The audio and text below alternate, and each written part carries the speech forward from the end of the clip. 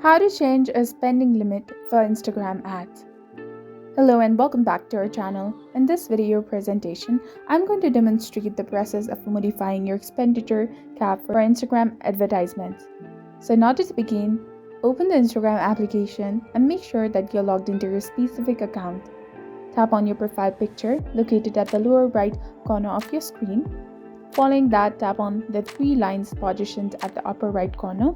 Then proceed to search for ads in the search bar. Choose Ad Payment option and proceed to select Account Spending Limit if it's visible. At this point, you have the option to establish a new limit. To conclude, confirm your alterations by selecting Save at the upper right corner, and that's the entire procedure. So this was all about how to change the spending limit for Instagram ads. If you found this guide to be informative, do not forget to like, comment, share, and subscribe to our channel for more amazing tips and tutorials. And don't forget to hit that bell icon to stay updated with our latest content. Thank you for your viewership and support. See you in the next one.